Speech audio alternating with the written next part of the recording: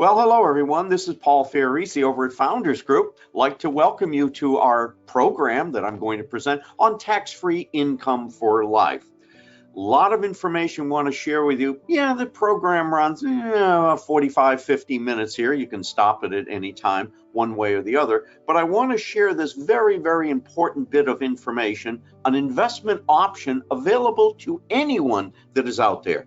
Possibly you've attended some of my workshops in the past, talked about it briefly. Now we're going to get into more detail, the nuts and bolts of it, of how this thing kind of operates. I'm going to go through some background with you, some history, and then we'll use an example to move us ahead. Well, first of all, as always, reading and enlightenment is so important. Here are 3 or 4 books that I would recommend and suggest that you add to your library. Power of Zero by David McKnight. McKnight has he has many other bestsellers. One of his other ones is Look Before You, LIRP. That's his acronym, LIRP, for what we're going to be talking about.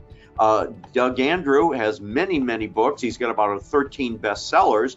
From his original book, Missed Fortune, 538 pages long, to Last Chance Millionaire, he wrote in 2007. But I'm suggesting for easier reading for people to grab a hold of his book, The Laser Fund. That one is his acronym for this thing, LASER standing for liquidity and safety and rate of return. I've got a copy of his book right here, and my reason for suggesting it, I had the honor and pleasure of helping Doug in some aspects to edit this. No, I didn't get any money out of it. But here's the unique thing. We all learn in different ways in how we understand things. And the way that Doug has drafted this, if you read the book this way, as it's sitting right now, it'll explain all of it in financial terms. So if you're a financial person like me and need numbers to prove things up, you'll read it this way. Well, you turn the book around, and this is not a joke, and for people that have a little difficulty in understanding things with numbers, but like stories, he explains stories of exact clients. In fact, 3 of my past clients are in here. They've hidden the names, and explains all of the same concepts. So you say, oh, I could use it under this way. Some good reading. There's multiple other books that are out there, but here's a starting point for you on this. Now, baking soda. In all my classes, I always ask the question, what do you use baking soda for? And most people come out and say, well, with this product, I could use it for washing clothes, brushing my teeth, deodorizing, I can clean silverware with it. And you're probably spouting off a whole bunch of other ideas along the way. Well, that's right. But usually in a class, about the 20th idea is, oh, I can use it for baking. Yeah. So you mean to tell me one product can be used for more than one thing? Yeah, that's for sure. Keep that thing in mind. Here's the difference. The misunderstanding that people have, and excuse me, we've backed up, misunderstanding people have of life insurance. You have always thought incorrectly about life insurance because you think life insurance, the only function of it is to pay off when you're dead. Wrong. Just like baking soda, one product can do more than one thing. And let me tell you what you probably experienced in your life and why you despise life insurance. Because the agent comes in and pulls out a pad and says, okay, Mr. and Mrs. Jones, let's see, you got a mortgage on the house that's $400,000, and let's see, you want to send 3 kids through college. Well, that's the GDP of India. Well, that's $2 million. Well, I add it all up. If you lose your job or that you die early, well, you're going to need $28 million of insurance. And the darn premiums are going to be $2 million a year, about 10 times what you earn. So people get turned off it. Well, again, baking soda is not just for baking, and life insurance, you have been instructed that it only does one thing. I want to show you what the wealthy have been doing for over 100 years, and it's worked pretty well. It's another function of life insurance. Classically, why people have problems with life insurance, as I just shared, it's got a huge death benefit. You pay massive premiums each year. You never see the premiums while you're alive. The family sees it and enjoys it after you're gone, which is basically the death benefit. But what we want to teach you is use this tool, this product, for the highest and best use of living benefits, the highest and best use of your life insurance. And when we talk about the highest and best use, the way that it's designed, this is a special type of a product of life insurance, just like my baking soda can help to wash clothes or deodorize or things like that. This type thing it's not designed for the death benefit. It's designed for tax-free income for your life. In fact, the major emphasis is that you're going to use it for living benefits. While you're alive, you enjoy the benefits while you're alive and not to benefit the whole family after you die. How does this thing differentiate itself from other life insurance type products that you've been introduced to? Your money grows tax-free. You take it out anytime you want tax-free. You don't have to wait till you're 59 and a half. And when you die, it blossoms, it doubles, triples, quadruples in value, and then transfers to the family tax-free. Well, the names used for this particular product, sometimes it's used by the name of Doug Andrews' book, Misfortune. Look at all the fortunes you have missed in your life, sometimes called an LIRP, a life insurance retirement plan. People throw up their hands when I use this one. Oh, Paul, there it is, life insurance. I don't want to hear about. No. We're talking about baking soda again. And that is a different product use that hasn't been explained to you before. The laser fund, as I showed you, that's Doug Andrews' recent book. The true term for these is an indexed universal life. Paul, how come I haven't heard about these things before? Pretty simple. Do understand things in general. You've seen term life insurance in your life. You've seen universal life. Probably you've seen whole life. Well, term insurance covers a specific period of time. It's cheap, it's inexpensive. And what do people, the excuse they get when they buy term insurance? I buy the term insurance because it's cheap, and then I'll invest the difference. But they never invest that difference. They spend it day to day. But understand, term covers a specific period. Did you know that 97% of term insurance policies never ever pay off because people outlive the term? LIRP is a life insurance retirement plans, but let's talk about the second type. You've heard about whole life insurance. Whole life insurance, you pay premiums for your whole life, hence the name, whole life insurance. And the returns on that average 2.5–3% a year internally. Third type is a universal life, different from what we're talking about here. A universal life, it has failed most people because when they illustrate the amount of rates of return, the illustrated rates never, ever happen. And so in many cases, the policy implodes and the person has to keep putting money in sometimes later in life. We're going to be talking about the third type, the index universal life. Again, people say, why haven't I heard of it? Term insurance is easy to sell. Whole life is easy to sell. Universal life is easy to sell for the agents. And typically, they push for a high death benefit because based on the height of the death benefit determines commission. And there's absolutely nothing wrong with commission. Everyone watching this works for commission. No, I don't, Paul. With my company, they pay me a salary. You don't do your job, you're fired. That's a commission. So these things are a lot more difficult to explain. I'm giving you a broad overview. You choose that this is something you'd like to look at in more detail. We'll bring you into the office, and before anybody is allowed to get in, I go through intimate detail in explaining all of it. I demand of the people to read one of the books. That answers a lot of other questions there. Let's move on. Well, Paul, what about the strength of insurance companies? Big question I always get. Let's go back to the period 2008 through 2020. How many banks failed in the United States from the financial crisis right up through 2020? It was over 500 banks failed.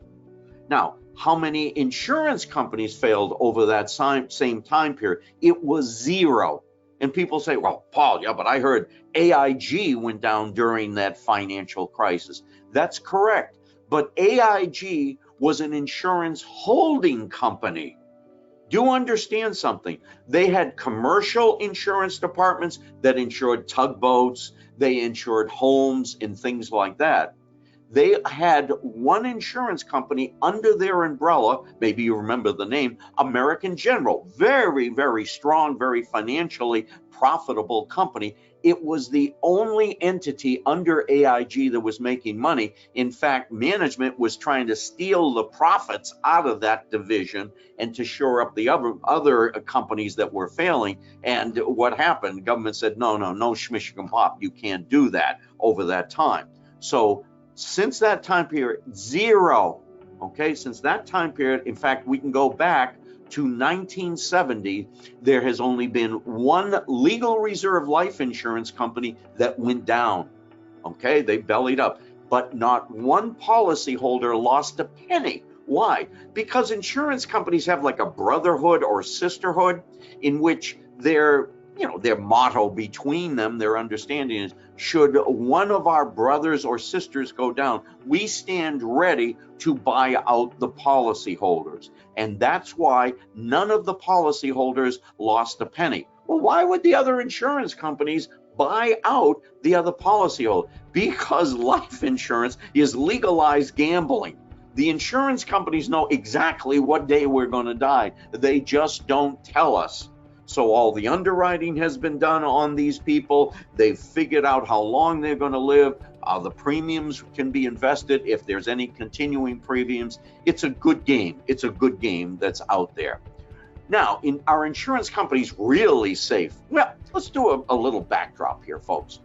You know, when you deposit money in a bank, let's say a checking account or savings account, a bank is required to keep certain reserves. They're required to keep anywhere from 3 pennies to 8 pennies in their vault or at the Federal Reserve or at another safe investment to assure there's no bank runs. This goes back to 1929 when we had all the bank failures.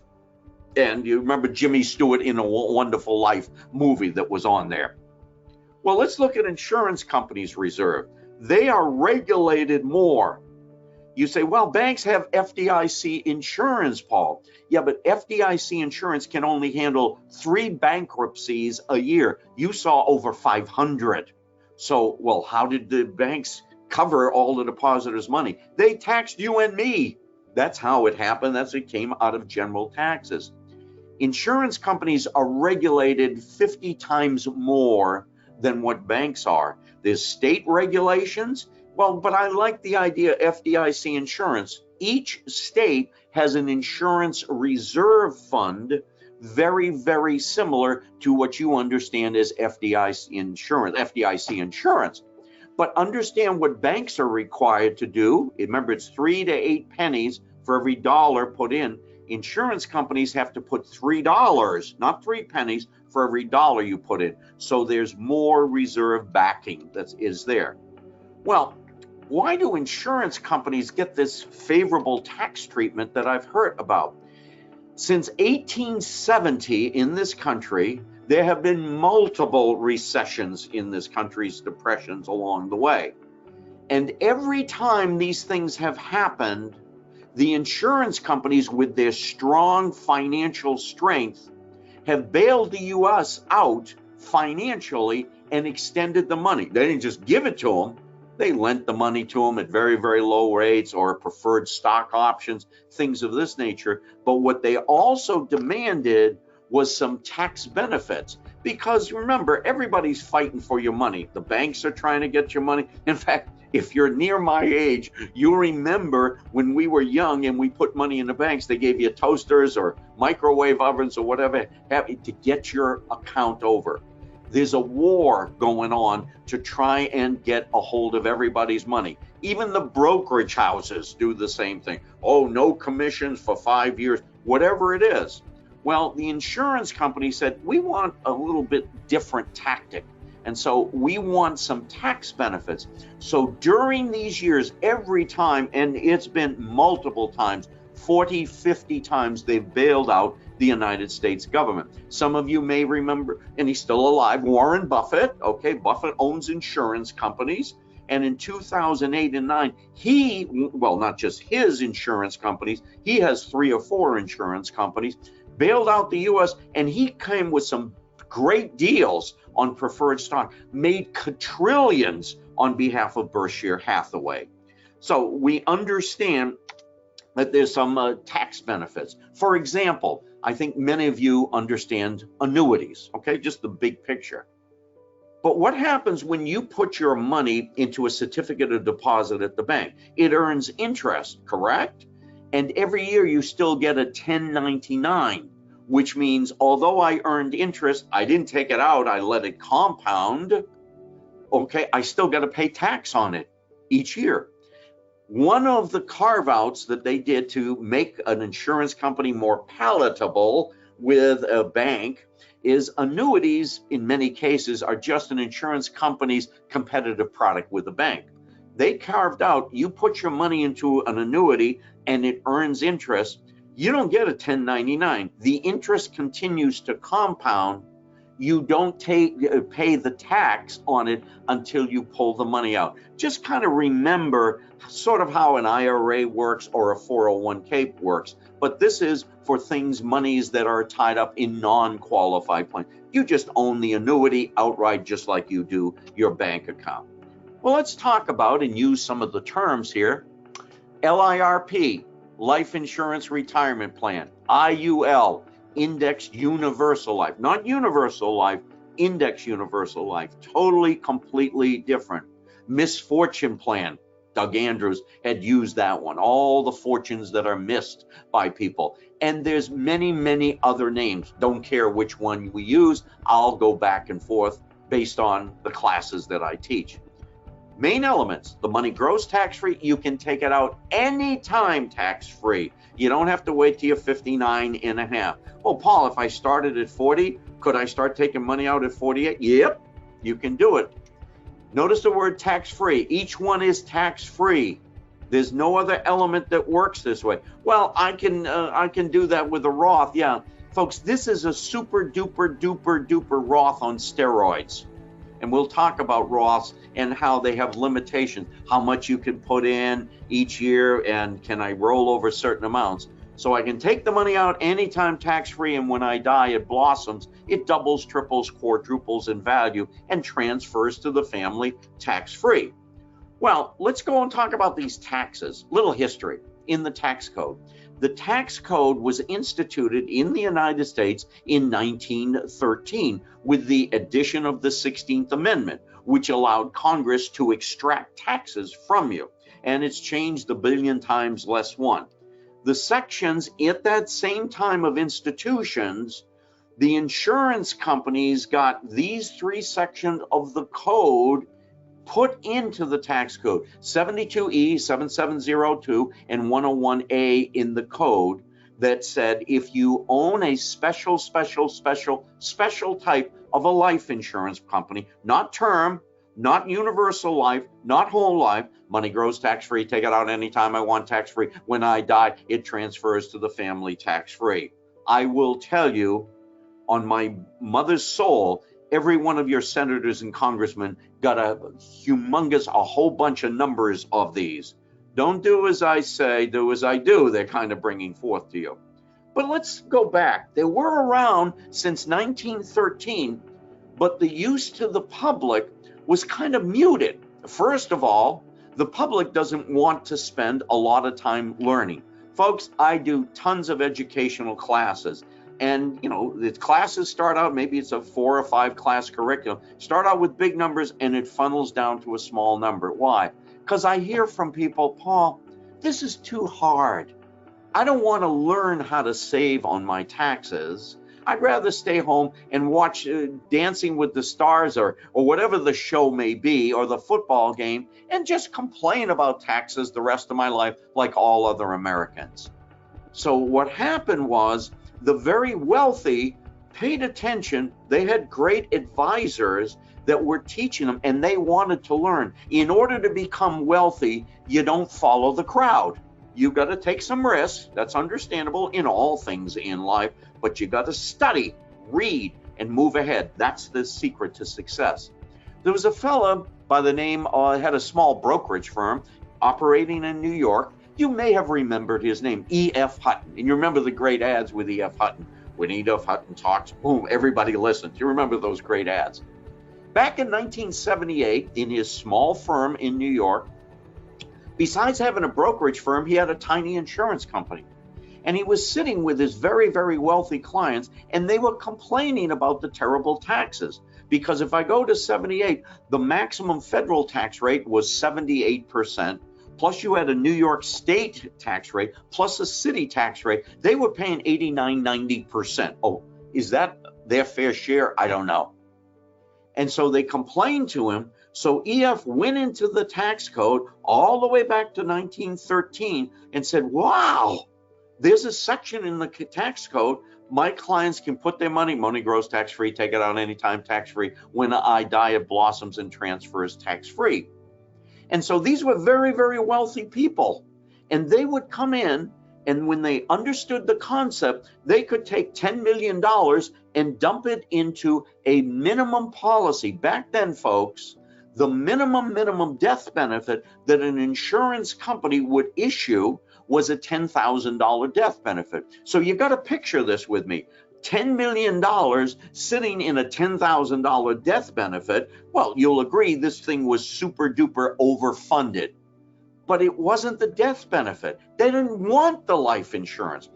Got to understand this. This was like a piece of saran wrap that was wrapped around it. So you will concur with me, this thing is super duper overfunded that's on there, which is exactly what they wanted, because from this 10 million in there, it's growing tax-free. Take it out anytime I want tax-free. When I die, it transfers to the family tax-free. And remember, again, I don't have to wait till I'm 59 and a half to take this out, or all those other convoluted things that are in place there. Now, things were going along really, really cool. And where were the people getting the $10 million? Well, they were getting it from the banks and brokerage houses. Now, you'll agree with me with this statement. Wealthy people talk to wealthy people, poor people talk to poor people. So when the first people started with E.F. Hutton, putting in their 10 million or 20 or whatever it was, they went to their neighborhood and talked to their friends and said, you got to see my buddy E.F. Hutton. He'll help you a lot. Well, money started pouring in 1978 to his small insurance company. And the money kept pouring in. Where did the people take the money from? Well, they took it from their banks or brokerage firms. Well, the bankers and brokers went to Congress in 1982 and complained and said, you got to kill this guy, E.F. Hutton. I said, we can't kill him. That's not right. You got to shut him down. You can't do that. That's antitrust. You can't do it.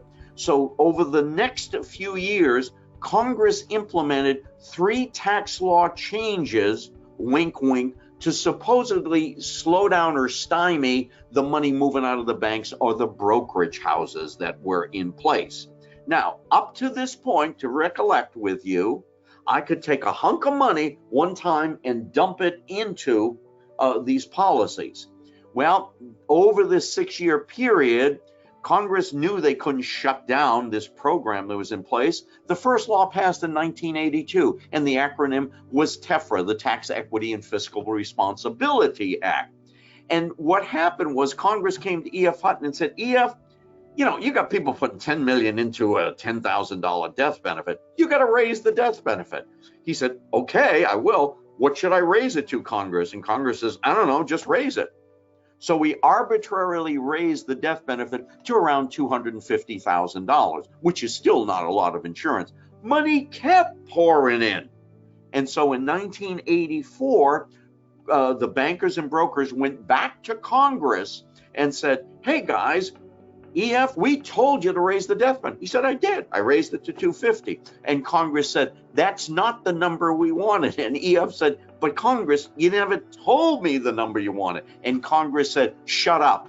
Since we are infinitely more intelligent than you and all the rest of the Americans, sound a little familiar, we as Congress will determine the minimum death benefit based on a person's age and gender. And so they came out with what was called the definition of insurance. Money kept pouring in.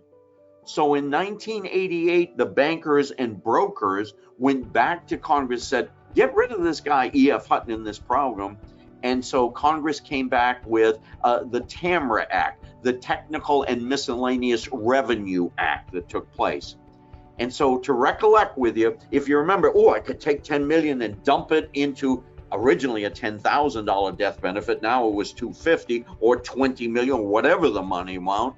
They said, no longer can you do this in one lump sum. You must spread the amount of contribution over a minimum of 5 years. A minimum of 5 years. Can it be longer? Yeah. Can it be less? No, it's got to be a minimum of 5 years. See, what they got back, Congress got back to the bankers and said, look, if you see somebody moving it to one of these policies, you got 5 years. Take the guy out to dinner or the gal, or take her out to the ball game and convince them to stop investing in this program. Folks, it didn't touch them one way or the other. So there's a little history for you on the benefits that have taken place. What are the goals of this program? I want the minimum death benefit that the law allows. This is, in order to play in the Mickey Mouse Club game, this is what you got to do. You want maximum death benefit? Fine. Go out with your company plan or go and get a term. This is minimum death benefit. I just want a piece of saran wrap wrapped around you. It provides maximum cash value. It provides maximum tax-free income for life. And if you want to do it maybe with your sweetie, you could do it for both of you. Just get the big concept right now. We'll discuss it more in person. So remember, these things are governed by the rules are laid out by the government on here. And so remember, what does the government always want? They want everything to be fair and equal. It's socialism. That's all it is, socialism. So to make things fair and equal for everyone, this is how they did it. They said, we want the premiums to be fair and equal to whomever they are, whether they're a young 22-year-old person or a 65-year-old person. And here's how they did it. For simplicity, these are not real numbers, but to give you the concept, let's say I got a 65-year-old and he's going to invest $500,000 over the multiple years into his, shall we call it LIRP or IUL. Well, that's going to be spread out over the 5 years, even Steven, over that time period. And the government says the minimum death benefit under the definition of insurance for a 65-year-old, $500,000 will be about 2.25, a little bit more, 1.2 million. All right. Now, well, how do we make this fair and even? Let's look at a 22-year-old. Yeah, name one 22-year-old that's got 500,000, but just play the game. With the same 500,000 for age 22-year-old, you will agree with me the 65-year-old probably got some medical problems, a little riskier, but the 22-year-old is healthy, strong, virile, okay, along the way, doesn't have any health problems per se. So for the 500,000, the death benefit multiplier is 10 times what they put in. So it's going to be 5 million, but you'll agree for the 22-year-old, the cost per thousand of insurance is tiny like that, as opposed to a 65-year-old where the premium cost is higher per thousand. Nonetheless, with this differential, the premium amount for the same 500,000 going in is going to be equal, okay, fair and equal between the two of them. They'll be identical in the amount if they put in the exact amount there. Now, what about the fees, Paul? Geez, I hear about the fees all the time. Well, don't believe me, get back to me, email it. I'll send you a great article on what mutual fund fees and 401ks. And people say, no, I'm with Vanguard, it's 1/4%. Folks, let me explain something. Many years ago, I thought about opening a mutual fund, went to an SEC class, and they taught us you got to charge a minimum of 2% just to break even in a mutual fund. You won't make any money. You're just going to break even. Well, I'm paying 1/4%. People don't understand all the buried fees that are in there, including Vanguard and all the rest of them. Get in touch with me if you want the article and you darn near have a heart attack. The average amount of fees that people have is 4% plus per year. Now, when you get into a mutual fund or a 401k and you got a $10,000, well, the fee starts low, 4% of 10,000, about $400. But over the years, you keep contributing, it's growing, growing, growing. Hey, near retirement, I got $1 million. 4% of $1 million, we're starting to talk up there. Whoa, you're starting to talk about $40,000. That's with a mutual fund.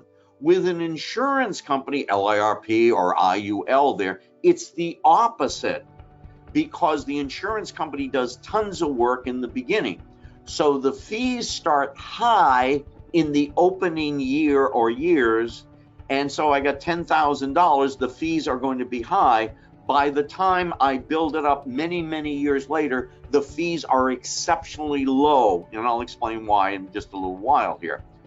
But the average cost that you will pay for these IULs over time is less than 1% per year.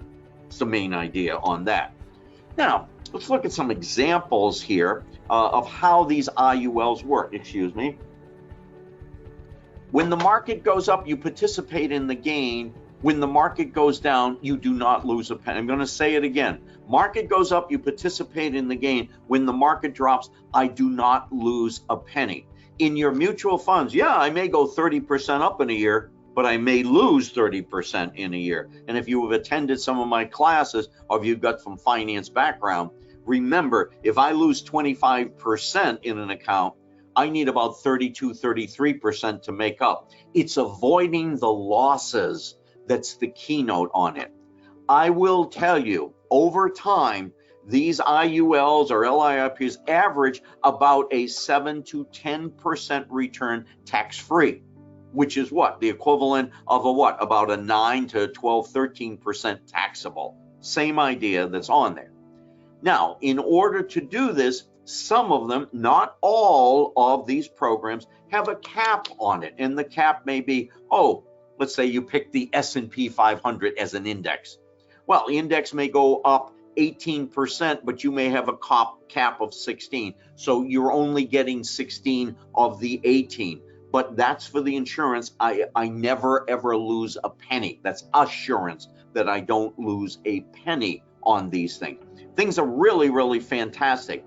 What difference does it make if I go up 30% in my market account, and so my 100,000 grows up to 130, whereas I may only get 16, 17% on my cap, and then this sucker drops down 30%, the market drops, I stay even, and then I got to start my mutual fund at a lower level to come up later. As I said, the average that you will earn is about 7 to 10% tax-free. Now, some points that I want you to understand on this. Personally, myself, I've got over 17, we call them buckets, little buckets, that have accumulated over the years. And people say, why do you do that? Why have you done it? Well, like new automobiles, about every 4 or 5 years, they got backup cameras, they got new things added. These things evolve over time. Not that my old ones were bad, they were great at that time, but there's more bells and whistles. And maybe you work for a salary. My practice here, income's up, down, income up, down. And so when I have extra hunks of money, I put it off to the side, and I'm always looking at new and better products that come out for these companies. Very, very competitive, very, very competitive indeed. May I make a suggestion to you here? As you're planning and thinking on these things, figure that and I tell everybody that, you'll get about a 6-7% rate of return. We illustrate all of these at around 6%. Why? Pretty simple. If I underestimate and overperform, then I've done a really good job. People are happy. So Paul, can you explain how this indexing thing that you talked about works? How do I get my returns on there? Folks, it gets kind of really complicated but I've got a simple way if you understand the concept. It doesn't work exactly this way, but it's the concept. Say you have $1,000 to invest in the program, And to understand how these things work, the term you'll hear is point to point. So let's say we're using the S&P 500, and I'm going to give you a simple example. Let's say on the day your money goes in, you start the index, and the index, let's say, is $1,000. And 1 year later, you don't see anything during the year. 1 year later, the index it is at 1,100. Would you agree I made a $100 increase on $1,000? That's a 10% increase. Therefore, your account value would go up by 10%. Okay, simple. But how do I get protected on the downside? Well, let's look over here. Let's say you put the $1,000 in. What the insurance company does, this is not exactly it, but you get the concept. They're going to take around $950 and buy a 1 year zero coupon bond or equivalent that 1 year from now will mature back to the 1,000. You got that concept? The other $50, they're going to buy a call option on the market. Call option is just you're making a bet that the market's going up. Put option, you're making a bet that the market drops. So if the index goes up, as I've used in the previous example, by 10%, then I will get a 10% return added to my original $1,000 that I put in. But if the index goes negative, drops, or is at zero at the end of the 1 year, okay, then the option expires worthless. The option expires worthless. And you just lost the $50 that was bet, shall I put bet, on this index option. But what happens is my 950 went up to 1,000. So do you see when the market drops or the market return is zero when it drops, I'm assured to stay even. I don't participate in the loss. Market gain, I make the gain. Remember, oh, in my example, $1,000 when I made 100, I got 1,100. What happens the next year if the market drops? I stay frozen at the 1,100. Well, now let's talk for a few seconds here and allow me, if you will, some of the details of how these things kind of operate. So I've got an example I'm going to use, and folks, this is just an example. This is not you, but this is an example for you to understand. Let's say a person was going to put in $500,000. Under the rules, it's $100,000 a year. Paul, I don't have $500,000 in it. Everything I'm going to show you, folks, this thing is a linear function. So if you put in half the amount, as this example, everything is halved. If you put in double the amount, everything is double. You with me on it? From there, do I have to put an equal amount in each and every year? Yes, but that's the ideal. But what happens if you're in a variable type of a situation that I could put in, well, 100,000 the first year, 25,000 the next, 86,000? Yes, you can do it, but you got to list it out initially so that under the government rules, I see your bucket size, because based on the amount that is going into the bucket, then it determines the death benefit. You remember earlier I explained the formula of a 65-year-old versus someone that was 22 years old. Here is a 50-year-old. This was a live illustration that we did here. Get the concept.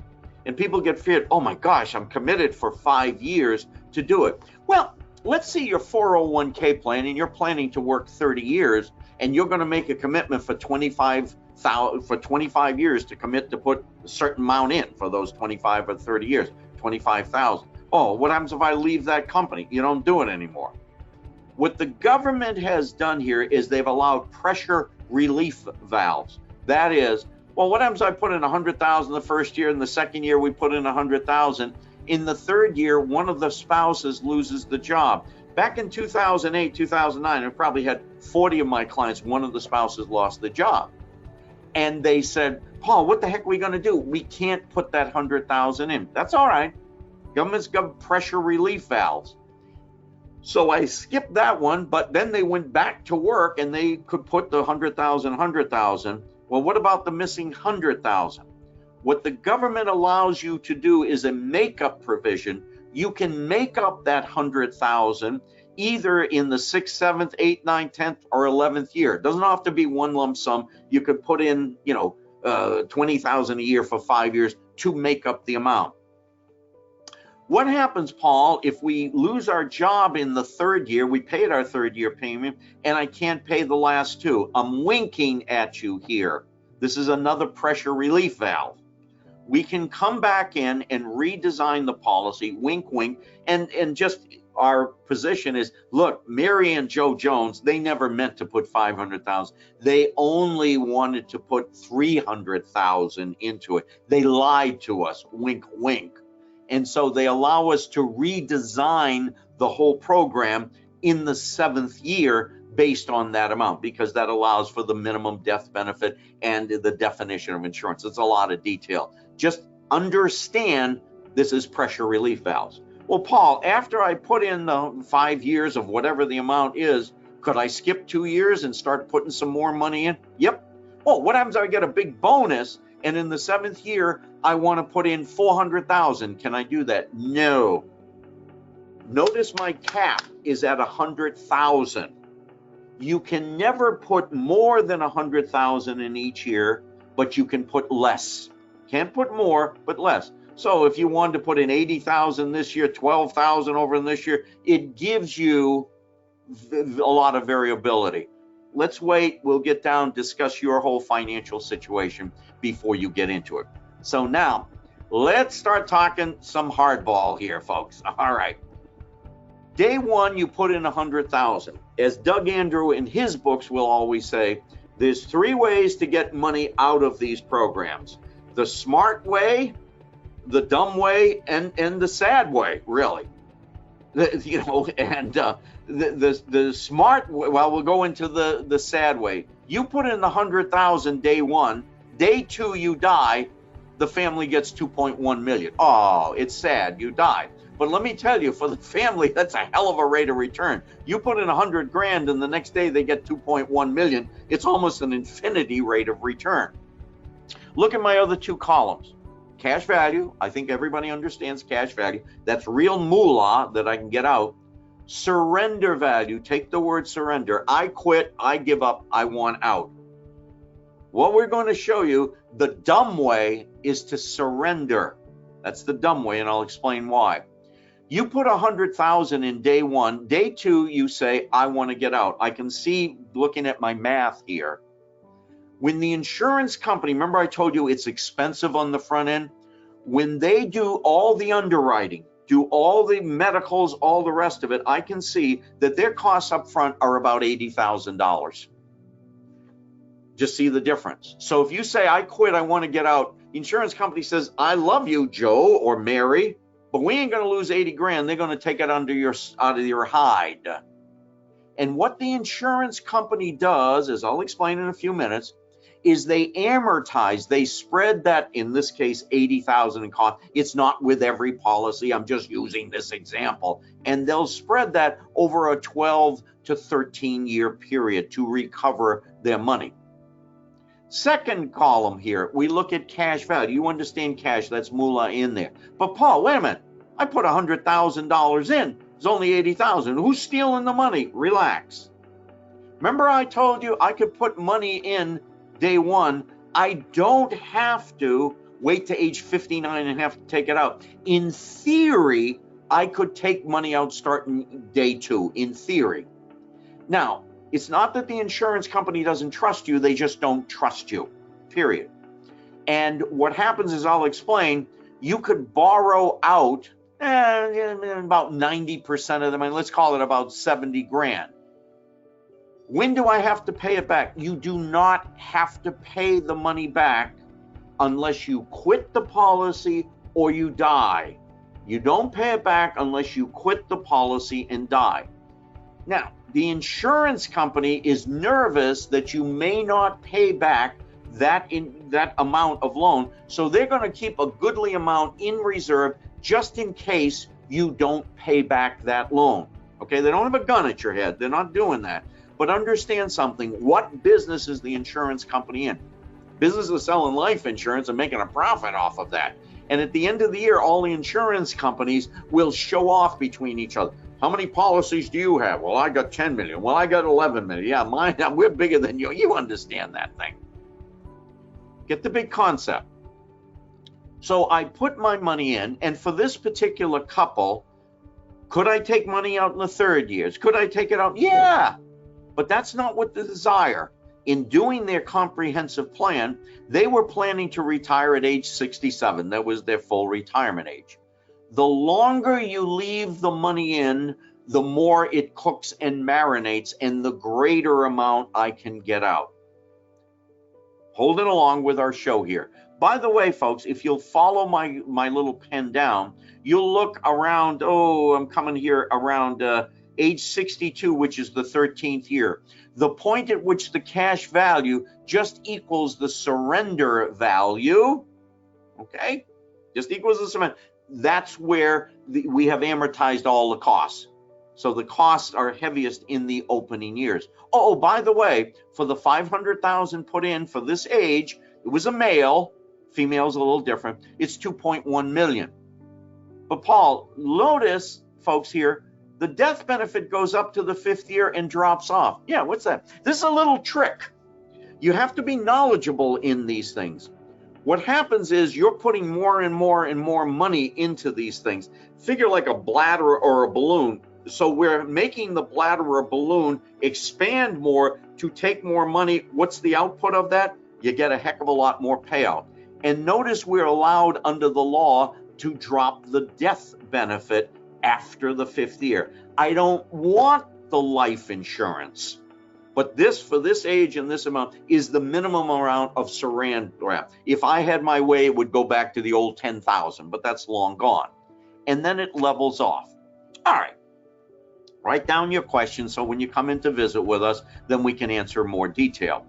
Let's look at age 67. Our hero decides that he wants to start taking some money out. By the way, let's look at the cash value and just round with me on this. Just round. Sorry. I got $929,000 in here, and make believe that money's sitting in a CD and assume 0 rate of return. If I got $929 or $1 million, million's a little bit easier for me, and I'm going to pull out $75,000 a year out of my CD account you have at the bank, would you concur with me? All this money will be gone, we'll see 750 in about 12 to 15 years, round it off. You with me on it? What we're going to show you is how unique this is, that will beat the daylights out of a CD or money sitting in a Roth account or whatever have you. It's time to take out money. So, you and I, we're going to dance and walk up to the insurance company. And I'm going to say, I'd like you to meet Mr. and Mrs. Jones, a lovely, lovely couple here. They've accumulated money in the insurance policy. And here's the unique difference, which you'll read in the book, any one of the books. We're going to borrow the money from the insurance company, not take it out of your account like you would at a CD. But do understand, let's go back to the bank CD. You got $1 million in a CD and you got it a 5-year renewable CD. You just renewed it and say, Mr. Banker, I need to take money out CD. They're going to say, no, don't do that. You're going to pay penalties and taxes on, you're going to get beat up on it. But you will agree that's collateral. And any banker will lend you against that collateral. You with me on it? Same concept here. So we go up to the insurance company and we go up and we go in to see the bank. Insurance companies has an internal bank. This is not like the Chase Bank down the street. It's just an internal banking function only for its depositors.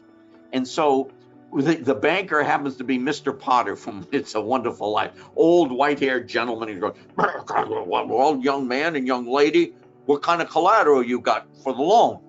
And they're going to say, well, we've got cash value of $929, and there's a death benefit over $2 million of which you're holding the policy. Fine, young man, I'll lend you guys the money. And by the way, the number you see here is $74,000. This is designed by the insurance company. They know that you could withdraw that money, and you're going to see we go out to age 120. These things will continue if you can live out to age 420 years old. Just understand that's how unique these things are. You're probably not going to make it that long, one way or the other. So the insurance company is going to lend you the let's call it $75,000. Oh, Paul, isn't there an interest charge on that? Yeah, right now as we're doing the interest charge runs between 3.5% to 4%. But wait a minute, Paul, that's a lot of money. Do I have to pay that every year? No. The interest in the loan is not due until you quit the policy or die. And what I want you to understand is this is positive arbitrage. If these policies are earning 6 or 7% and I'm borrowing at 4%, that's positive arbitrage. Just think of your house. Oh, my mortgage is running 3%, house is growing at 7-8%. I'm doing fine. Get the concept. It's not, arbitrage is not a bad word. It's positive arbitrage. So you got the $74,000. I want everybody to understand, I'm going to put a concrete wall as best I can draw down here. This is a concrete wall. And this is the unique feature that you can't get in any other product, any other insurance things that are in place. So you borrowed out the money and you've got $75,000, you took it out and you party. And then you decide, I don't like this thing anymore, I want to quit. Before you can cash in or surrender it, Mr. Potter's going to be there and say, wait a minute, we got to do the bookkeeping on this. Let me see here. You had $929,000 on it. It earns 7%, minus the loan, minus the interest. Would everybody see here that the surrender value dropped?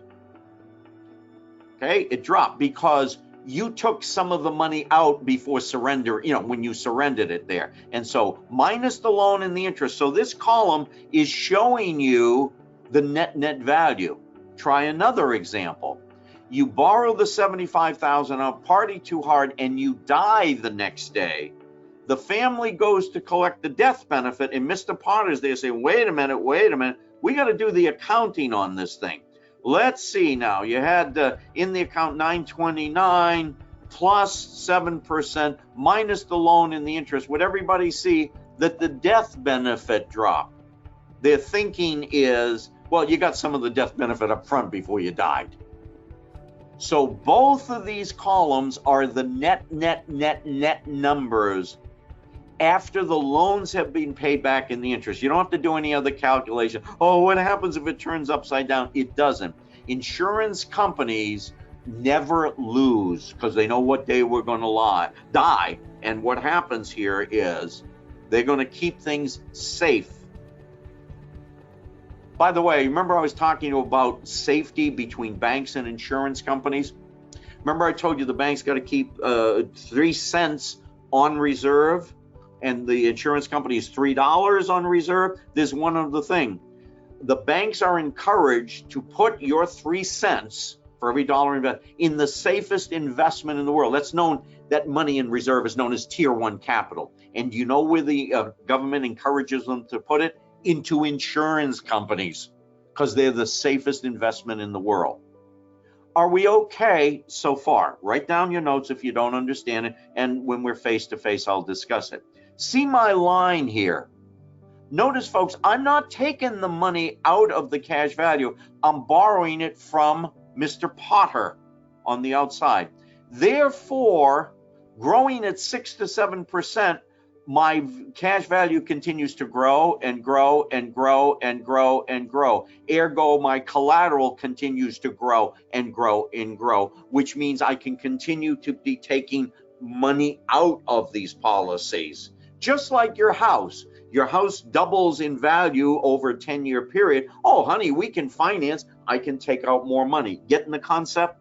Yeah, but what happens if the stock market drops? Who cares? My value is frozen. Remember we discussed if this was a CD and in about 12 to 15 years, so if I add the 67, 70, that would be around right here, the CD would be empty. But notice with this strategy here, I am able to continue to grow this program over and over and over again. I continue to grow it. Good? Let's move on. All right, and I want to move on here. Let me move on down here with my example. And I'm going to go out to teach you another thing. Again, this is surrender value. This is death benefit. This is the cash value.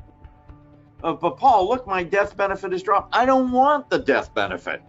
If I could do this for $1, I'd do it, but I can't. The death benefit is tertiary. It's not even secondary that's in place. But what I'd like for you guys to do is let's go down through 422, right about right here. Let me get my pen back out. All right, let's see my pen. And right at this point, does everybody see where the surrender value is equal to the death benefit? The point at which the surrender value just equals the death benefit, run your finger along there, age 96. The insurance company feels this is your expected mortality when you're going to die. This is the average mortality. What does average mortality mean? Okay, ladies, gentlemen, go back to your high school graduating class. If you're a man, think of all the guys that are in the class. Gals, think of all the gals that was in your class, okay, from that level. At age 65, how many from the high school graduating class are still alive? So what they're saying is with a mortality of 96 from a 65-year-old, half of you will die before age 96. The other half will live a hell of a lot past age 96. And in my almost 50 years of advising people on this, my clients tend to be of higher income, higher affluence. They have health insurance. They go to the doctors. They don't take illegal drugs. They're not smoking cigarettes or doing things like that. So they live a hell of a lot longer than that. We good? Oh, wait a minute, Paul. What happens if I want to get out now at this point? Geez, I get cash value of 5.5 million. Okay, that's the, shall we call it the equity in my house example there.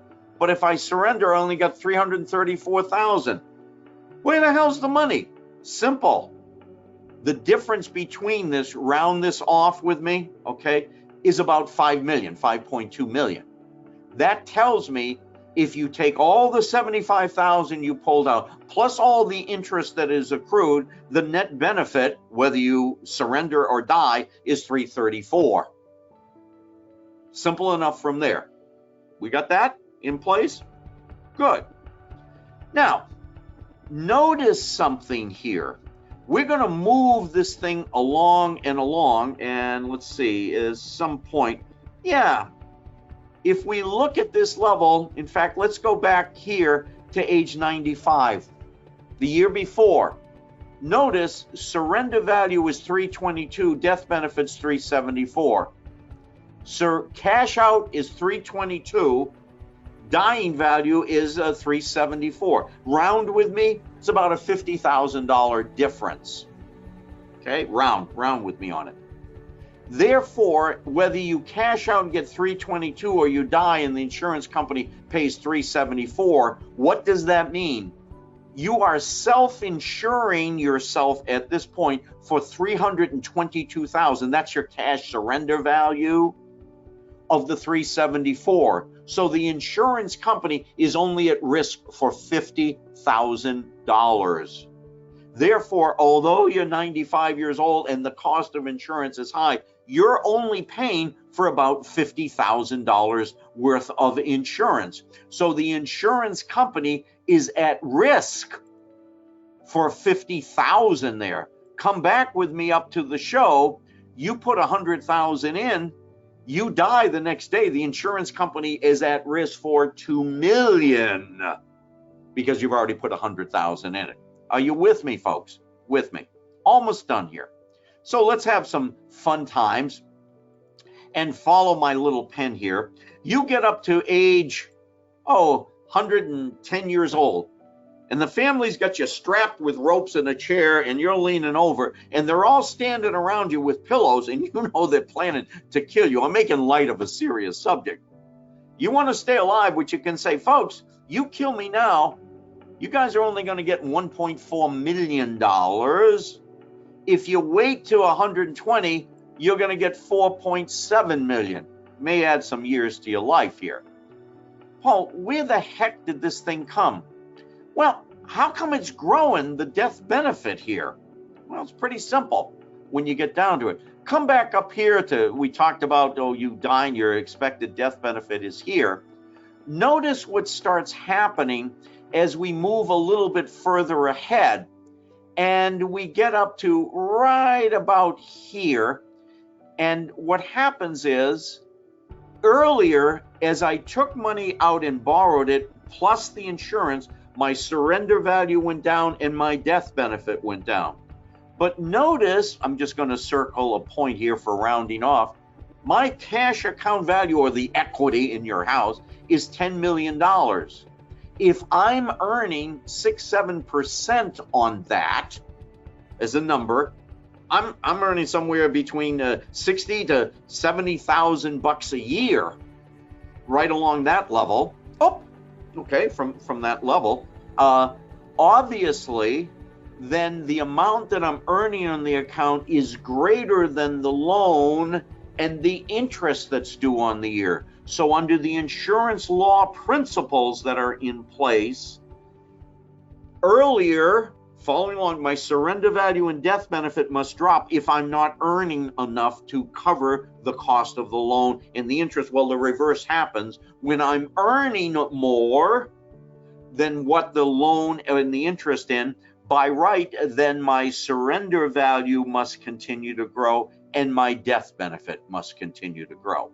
So round with me, if you will, okay, because I'm just doing this on the cuff. I'm just doing it, trying to figure out what's going on. We had a program here in which you put in $500,000, and I'm pulling out $75,000 tax-free, and I got a death benefit coming along for the ride. Would you agree with me 10 years later, you've got $750,000, that's your original $500,000 back, plus $250,000 gain, and I'm going to use age 70. It's easier math for me. You live out to 120 or whatever year, and I'm pulling out $75,000 for 50 years. You can do the math. It's approaching $4 million I pulled out tax-free, and when I die, the family gets $4.5 million. I've extended it to the maximum here. You pick whatever number you want.